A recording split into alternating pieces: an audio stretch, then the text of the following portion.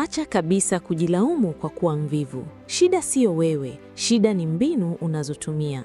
Leo nakwenda kukupa mbinu 5 ambazo zitabadili jinsi unavyojichukulia, na mbinu ya kwanza pekee itakufanya uanze kufanya mambo uliokuwa unayaghairi kwa miaka 2. Lakini kuwa makini na mbinu ya 5, ni ya hatari sana ukishaijua. Huwezi kurudi tena kuwa mvivu. Unataka kuijua? Kabla hatujazama ndani zaidi, usisahau kulike, kusubscribe na kuwasha kengele ili usiwe unapitwa na haya maarifa kila siku. Mbinu ya kwanza, sheria ya dakika 2, the 2-minute rule. Nidhamu haianzi na kufanya mambo makubwa, huanza na kushinda vita ya kuanza. Kisaikolojia, ubongo wa binadamu umeumbwa kuhifadhi nishati, conserving energy. Ndiyo maana kila unapotaka kuanza kazi ngumu, ubongo wako unakuletea picha ya uchovu. Mbinu ya dakika 2 inasema hivi: kila tabia mpya unayotaka kuijenga, ifanye ichukue chini ya dakika 2 kuanza.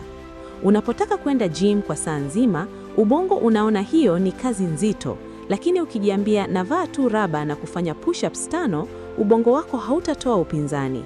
Hii inaitwa activation energy. Ukishaanza, ni rahisi kuendelea kuliko kuanza. Badala ya kusema utakisoma kitabu chote, jiambie utasoma ukurasa mmoja tu. Badala ya kusema utafanya usafi wa nyumba nzima, jiambie utaosha vyombo 2 tu. Kwa nini hii inafanya kazi? Inavunja ule ukuta wa procrastination, kughairi. Kumbuka, lengo si kufanya kazi kwa dakika 2 tu, bali ni kujenga nidhamu ya kuanza.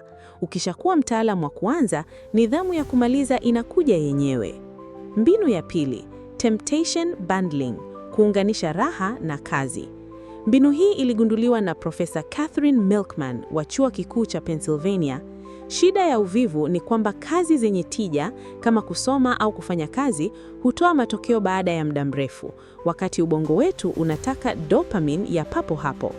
Unganisha kitu unachokipenda, temptation, na kitu unachopaswa kufanya lakini unahisi uvivu. Unaruhusiwa kusikiliza podcast unayoipenda au mziki wakati tu unafanya usafi au kufanya mazoezi. Unauaminisha ubongo wako kuwa kazi ngumu ni chanzo cha furaha. Unatumia nguvu ya kitu unachokipenda kuvuta kile usichokipenda mpaka kile kisichopendwa kinakuwa tabia. Hii inaitwa operant conditioning katika saikolojia. Unazawadia ubongo wako kwa kufanya jambo sahihi. Mbinu ya 3, badili utambulisho wako, identity shift. Watu wengi hujaribu kujenga nidhamu kwa kubadili matokeo, lakini watu wenye nidhamu ya kudumu hubadili utambulisho. Ukisema najaribu kuacha uvivu, utambulisho wako bado ni mvivu anayejaribu kufanya kitu kingine.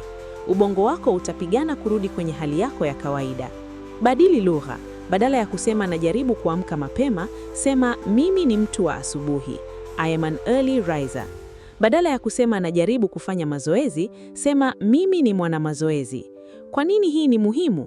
Binadamu tuna hitaji kubwa la kisaikolojia la kuishi kulingana na vile tunavyojitambua, cognitive consistency. Ukiamini wewe ni mtu wenye nidhamu, utaanza kufanya maamuzi yanayoendana na mtu wenye nidhamu.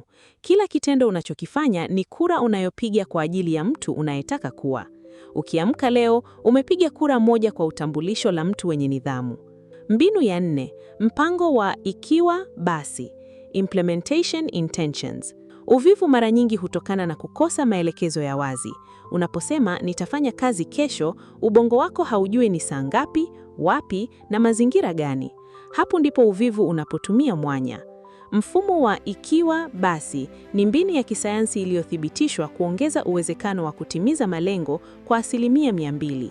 Unatengeneza ramani ya mapema ya jinsi utakavyokabiliana na vikwazo. Mfumo: ikiwa tukio X litatokea, basi nitafanya kitendo Y. Ikiwa nitahisi uvivu wa kufanya kazi saa 10 jioni, basi nitakunywa glasi ya maji na kufanya kazi kwa dakika 5 tu.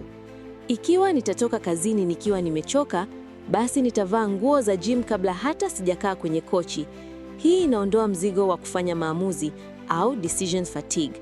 Hutumii nguvu kufikiri ufanye nini, unakuwa tayari umeshaamua. Hii inasaidia kujenga nidhamu ya moja kwa moja au automaticity. Mbinu ya 5, kanuni ya sekunde 5 na dopamine detox. Mara nyingi tunajua tunachopaswa kufanya, lakini tunasita. Saikolojia inasema kuna mwanya wa sekunde 5 kati ya wazo la kufanya jambo na ubongo wako kuanza kutafuta visingizio vya kuliacha. The 5-second rule ya Mel Robbins. Unapopata wazo la kufanya jambo la nidhamu kama kuamka au kuanza kusoma, hesabu kurudi nyuma: 5, 4, 3, 2, 1, na kisha chukua hatua mara moja. Kuhesabu kurudi nyuma kunasitisha utendaji wa prefrontal cortex inayohusika na wasiwasi na kuanzisha utendaji wa kiutekelezaji. Dopamine detox. Sababu kubwa ya uvivu katika kizazi hiki ni simu. Tunapata raha nyingi sana kwenye simu: TikTok, Instagram, games, kiasi kwamba kufanya kazi ya kawaida kunaonekana ni adhabu. Ili kujenga nidhamu, lazima uwe na muda wa kuchoka. Acha simu mbali kwa saa kadhaa. Unapopinguza vyanzo vya raha rahisi, cheap dopamine, ubongo wako utaanza kuona kufanya kazi yenye tija kama kitu cha kufurahisha. Nidhamu inahitaji mazingira ambayo hayana ushindani na starehe za haraka. Nidhamu si kipaji, ni misuli inayojerwa.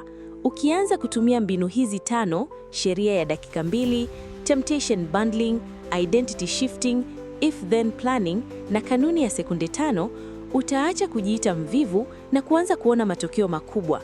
Kumbuka, uvivu ni zao la tabia na tabia zinaweza badilishwa kisaikolojia. Ni mbinu gani kati ya hizi 5 utaanza kuitumia leo? Niandikie kwenye comment hapo chini. Nasoma comments zote. Kama video hii imekupa thamani, usisahau kusubscribe na kuishare na rafiki yako mmoja ambaye unajua ana uwezo mkubwa lakini uvivu unamrudisha nyuma. Asante kwa kutazama. Hii ni Fikra Chanya na tukutane kwenye video ijayo. Kumbuka, nidhamu yako ndiyo uhuru wako. Peace.